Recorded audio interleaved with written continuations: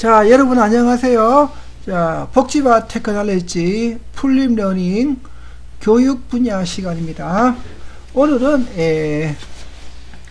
교육에 대해서 간단한 설명을 드리고요. 그 다음에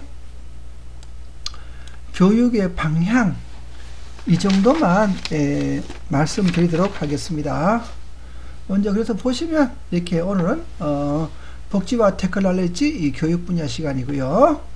자, 그 다음에 보시면 자, 우리 교육이란 무엇인가에 대해서 보도록 하겠습니다.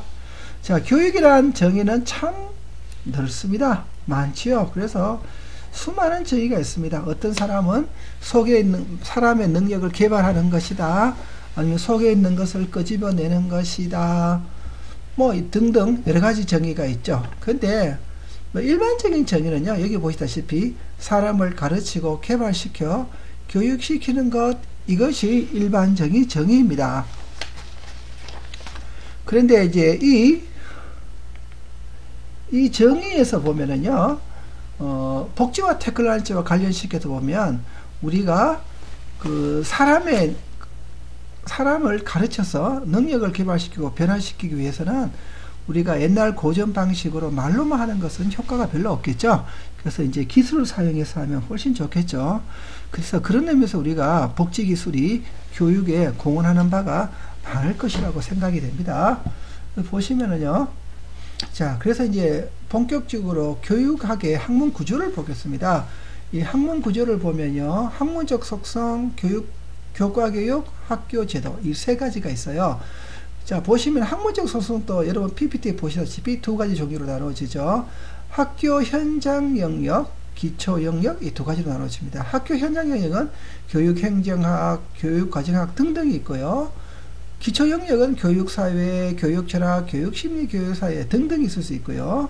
그다음 교과 교육은 여러분들 알다시피 국어, 영어 등등이 있을 수 있고, 학교 교육은 유아교육학, 초등교육학 등등이 있었죠.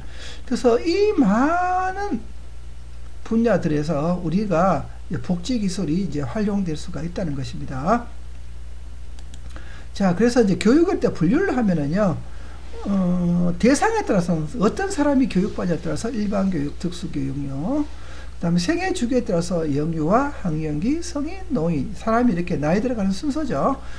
그 다음에 내용에 따라서는 성교육, 부모교육, 컴퓨터교육. 자, 그리고 목적에 따라서 안전교육, 운전교육, 형식에 따라서 학교교육, 비형식, 기간교육 등등 이런 것이 있을 수 있습니다. 그리고 방법에 따라서 직접 교육, 온라인 교육이 있는데요.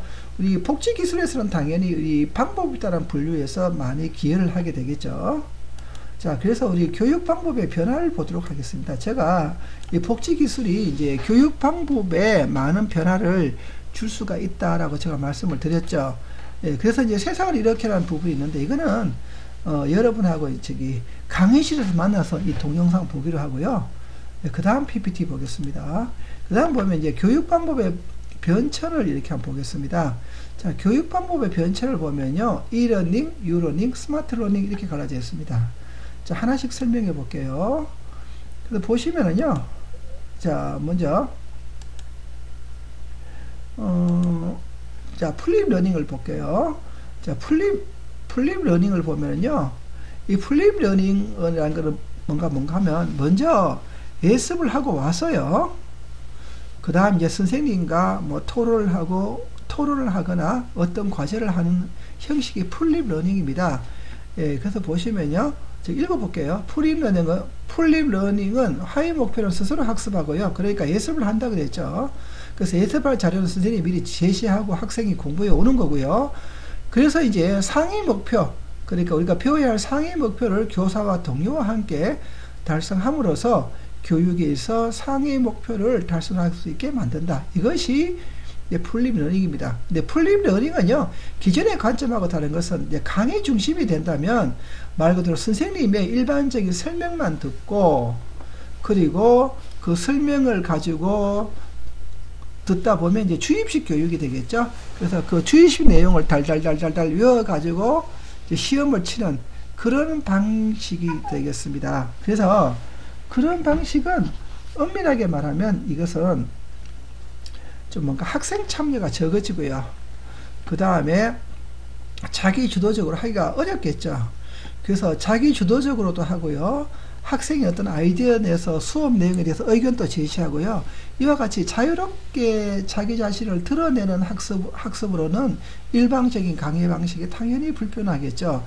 그래서 이제 결국은 밑에 보시다시피 학생 중심의 참여 수업이 나오게 됩니다. 그래서 학생 중심의 참여 수업은요, 보시다시피 제가 아까 말씀드린 토론도 해보고요, 실제로 해보고요, 학생이 말로 설명해보기, 저기 앞에서 발표해보기, 이런 것들을 하게 되겠죠. 그래서 사람은 학습할 때 가장 좋은 방법은요, 일방적으로 듣는 것보다는 당연히 자기가 직접 해보는 것이 기억이 오래 나겠죠. 그런 의미에서도 이 풀림 러닝은 좋은 방법이다라고 설명될 수 있겠죠. 그 다음에 보시면 이제 게이미피케이션이라는 것이 있는데, 이거는 뭔가 하면 여기 나와있죠. 게임하고 게임이라는 용어에 피케이션이라는 글자가 붙은 거죠. 그래서 게임이 아닌 어플리케이션에,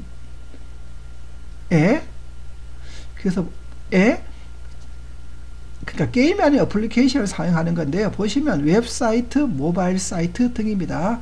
그러니까 이제 웹사이트, 모바일 사이트 등을 사용해서 학습을 하는 것은 이제 게이미피케이션이라고 합니다. 그래서 이렇게 되면 좋은 점은 뭔가 하면요, 결국 여기 보시면 우리가 여기 게임이라는 용어가 있죠. 그러니까 학습 배우는 과정에서 게임의 기법이 적용되기 때문에요, 재밌겠죠. 아무래도 공부하는 자체가 질리지도 않을 거고요. 그래서 이제 개발된 것이 게이미피케이션이라고 그러고요. 그 다음에 보시면 뭐가 있는가 하면 R러닝이라는 것이 있습니다.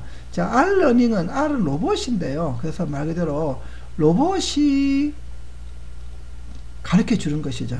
그러니까 로봇을 가르쳐 준다는 말은, 그래서 로봇이 여기 보시면 카메라 렌즈가 있죠.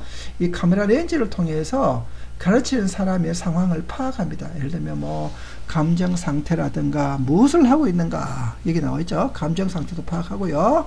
그 다음에 무엇을 하고 있는가, 그 사람의 목소리는 큰가 작은가, 이런 것들을 인식을 해서 여기에 맞게 아이를 지도하는 것입니다. 근데 이 R러닝은요, 실제로 저 전공이 뭐 특수교육학입니다만은 이 자폐아 교육에서는 R러닝이 좀 많이 쓰여지려고 하고 있어요. 자, 왜 그런가 하면 이 자폐아들 같은 경우는 사람에 대해서 이 낯가림이 심해요. 그러니까 사람을 별로 좋아하지 않겠죠. 그래서 이 로봇을 쓰면요, 자폐아가 쉽게 공부할 수 있고요. 예, 그런 점이 좋은데, 단지 저 불편한 점을 굳이 대라고 하면, 이 어차피 로봇이니까 프로그램을 다 짜야 되지 않겠습니까? 그래서 이 프로그램이 다 들어가야 되는데, 그럼 이 프로그램을 어떻게 짤 것이냐, 또 어떤 내용이 들어갈 것이냐, 어떤 내용이 들어갈 것이냐, 이런 걸 고려해 보면요, 좀 상황이 조금 복잡해지겠죠. 그래서 이제 예를 들면 자폐를 한다 그러면 내가 가르치려는 자폐아 특성에 맞춰서 뭔가 내용을 다 짜가지고요, 로봇에 입력을 해야 되겠죠. 예, 그래서 이 작업은 제가 보기에는 뭐 단순한 작업은 아닌 것 같습니다. 그렇지만 중요한 것은 이것은 효과가 있다는 거예요. 효과가 아주 좋고요. 그리고 자폐 아이 같은 경우는 편하게 공부를 할 수 있고요. 네, 그런 점에서 좋겠죠. 예, 그래서 거기다 보시면 이와 같이 이제 덴마크, 핀란드의 교육에 대해서 말하다라는 이것이 있는데요. 지금은 이제 풀림 러닝이라 이 동영상 보기는 그렇고요. 제가 강의실에 오셨을 때 보여드릴게요. 자, 그 다음에 보시면은요, 뭐가 있는가 하면, 예. 자, 그러면 이제 이 다음 내용부터는 제가 잠시 쉬었다가 두 번째 강의 시간에 자세한 내용을 말씀드리겠습니다.